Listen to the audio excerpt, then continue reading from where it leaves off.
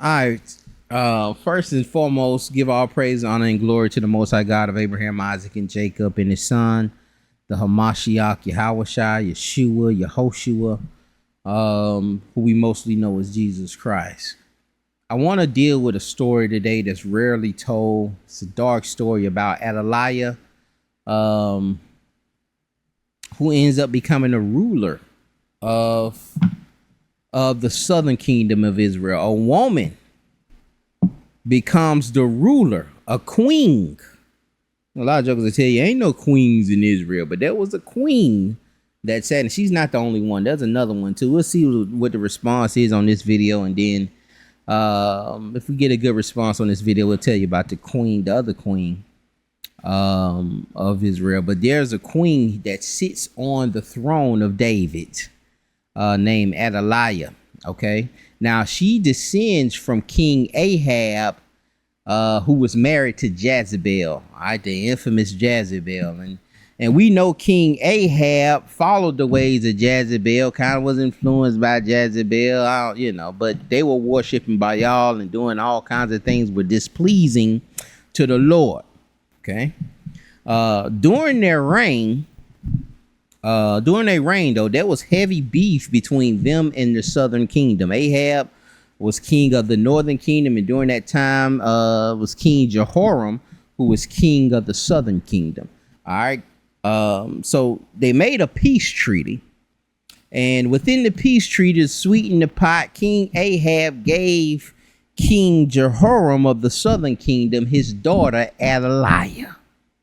All right. Now, we know, if you know the story of King Ahab and Jezebel, and you can read this story in 2 Kings chapter 8, 2 Chronicles chapter 23 and on. But if you know about Ahab and Jezebel, they had Elijah prophesied, the Lord prophesied to him that, these folks were going to be destroyed and killed and fed to the dogs. And long story short, the king that came after Ahab killed all of Ahab's descendants. So Athaliah, who was the daughter of King Ahab, while she's, while she's, I wouldn't say they had her as a queen, but she was married to the king of Judah. While she's married to the king of Judah over there, she's getting word of all of her descendants being murdered by King Jehu.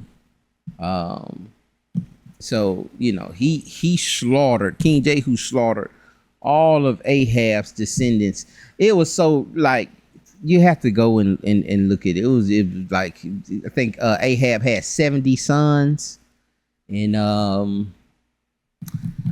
the people were so terrified, they just gave them sons up. They killed them, cut their heads off. And Jehu ends up giving this great speech with these 70 heads of King Ahab's kids. And somehow he finessed too, man. He brought in everybody who wanted to worship Baal. He said, man, come to the temple and I'm gonna worship Baal. He finessed them, and everybody who came to worship Baal at that temple, he killed them also. So he kind of brought everything back to how it was supposed to be, but he ended up falling into the foolishness. Also, the Most High, I think he promised him like 4 generations that your kings will reign, but like I said, he ended up doing the foolishness and doing things what was displeasing to the Lord. He still was dealing with idols and so forth. But I only gave you that to tell you that while Athaliah, while she's married to that king of Judah, she's hearing all of these things happening to her family. All of these crazy things happening to her family, all her family being killed, her mother being eaten by dogs, all her brothers done been slaughtered and their heads been cut off. And she's, probably feeling, you can imagine how she's feeling. And she's over there in the southern kingdom with King Jehoram. Now, I think Jehoram reigns about 15 years and then he ends up dying. But they had a son together whose name was Azahiah. No, Ahaziah. Ahaziah. I gotta excuse me with them names. But Ahaziah becomes king after Jehoram. And while he's reigned, I think he only reigned a year. And again, while all this stuff is going on over there in the northern kingdom, with all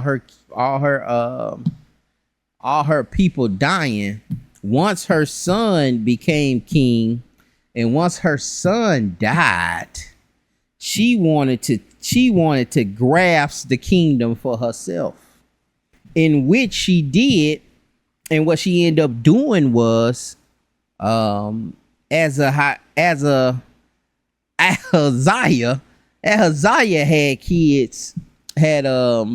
kids, I think, and she ends up killing all of his kids, which were her grandsons.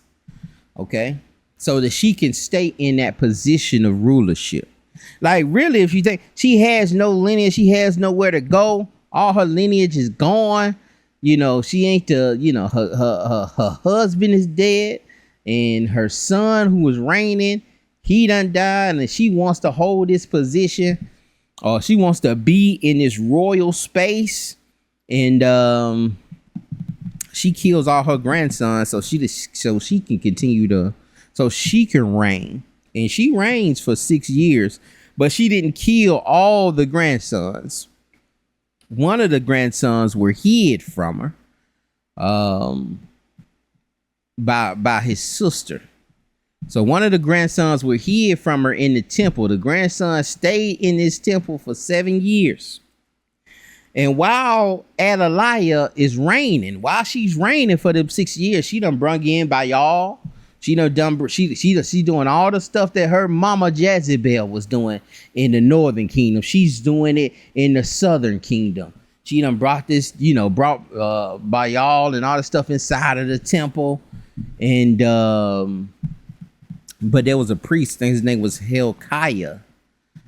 This priest, the daughter hid him, the sister hid him, and this is very familiar story with it's a type or a shadow or a foreshadow of or a type. I wouldn't say a foreshadow, but say a type, just like when Moses was hid by his sister, and they put him in by his mother and sister, and they put him in the water and hid him. Christ also being hid to try to get away. And this is the thing about this. It's not even really a type. It's just dealing with the flesh and people wanting certain authority.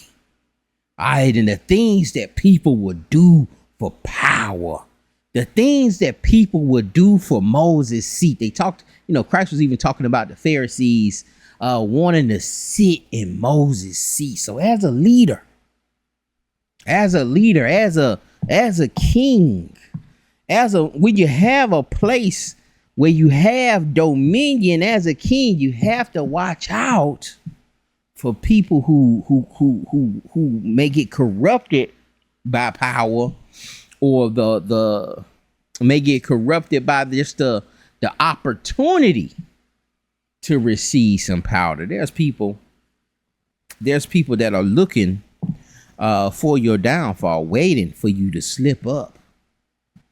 All right, there's people waiting for you to slip up, and this kind of came to when I was dealing with that situation, and we were talking about Pastor Dow and them over there at Straitway, and I don't know if you understand how the flesh can be corrupted, and how you have similar stories over there, and you have to be careful. This is what we're gonna glean from this. I want you to write this down. Careful who you marry. That's why it's very important to know the father, to meet the father and the mother before you marry this person. You need to really understand and evaluate how they're living. See, Athaliah ends up becoming this ruler. And, again, she's seen some harsh stuff. She's been through a lot. She's seen her family get slaughtered. But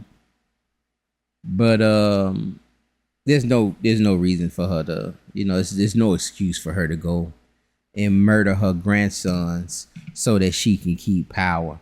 But she ends up doing that. And the priest Hilkiah, eventually they come out and they crown that son the king. He was only 7 years old. They crown him to be king in the temple. She's calling them trees, and they end up, killing her or whatever. But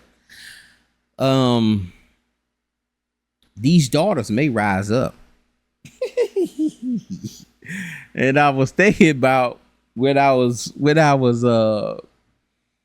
it's one of the stories. Just one of the stories that I was thinking about with I was thinking about that situation over there where Pastor Rufus gave up his daughter.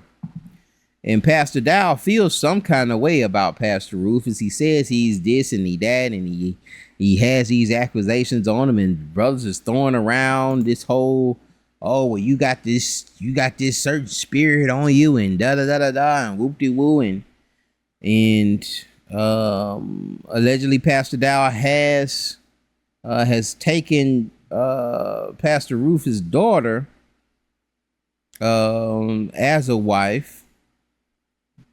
But at the same time, that same wife watched what happened to her father. Whether it's her real father, spiritual father, I don't know what they got going on over there. But she watched that.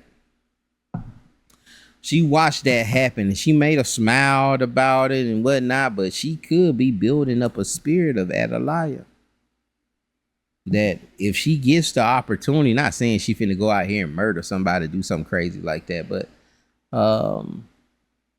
if they get the chance, if these sisters get an opportunity, not just her, but anybody, any one of those daughters of Israel that have felt that they've been mistreated, or they've seen their family get mistreated, and they've been abandoned by their family, if an opportunity comes for them to take reign, don't be surprised if they do it. Don't be surprised if they do it. And the reason you shouldn't be surprised, because we see this in the text. We see it in the text. And not only that, Athaliah, of course, we know her mother's Jezebel, but her grandfather is Omri. Okay, King Omri. And he got his rulership by murdering all the competition, by getting all the competition out of the way. And I'm not saying, again, it doesn't have to be something as crazy as that, but it could be something where, people are getting blamed for certain things. People are being set up. People are getting shifted. If problems are starting to arouse, but this person always got the answers for that, you got to evaluate that, because, sisters will do that. Oh, let me get this camera back together, y'all. Sisters will do that. And they will, if they see the opportunity, they will reign. I'm gonna leave with this, man. There's an opportunity. An opportunity may come with the land, because really, you can only marry one person. So if an individual does get themselves in trouble before, or a situation happens where one of them get themselves in trouble before before paperwork is straightened out, I want to think, my people, like, y'all got all y'all paperwork together, that y'all not making up no fake LLCs and da da da da da. That your paper that you've hired, you playing with millions of dollars, that you've hired the proper lawyers to get your corporation and your trust and get all of this stuff just in case A, B, C, D happen. But I don't think you did it. I don't think you did it. I don't think you prepared for anything to happen. But I just wanted to share that story with y'all. What do y'all think about that? Athaliah ends up reigning. I had a couple of other stories. It's a couple of other stories in the text. Like I said, it's another queen, and it's another story. It's another story right between if you start about 2 Kings chapter 5, there's a sister that helps the man of God, that helps Elisha, and she's rewarded for that. Maybe I'll do that on the Shabbat. All right, maybe I'll do that on the Shabbat. But be careful who you marry, especially if you feel they have that spirit of Ahab and Jezebel. That might get stretched down. It might be genetically, like it's some spiritual genetics that may be passed down. And this is why the Lord told you not to marry these other nations. You know what I'm saying? Because these daughters will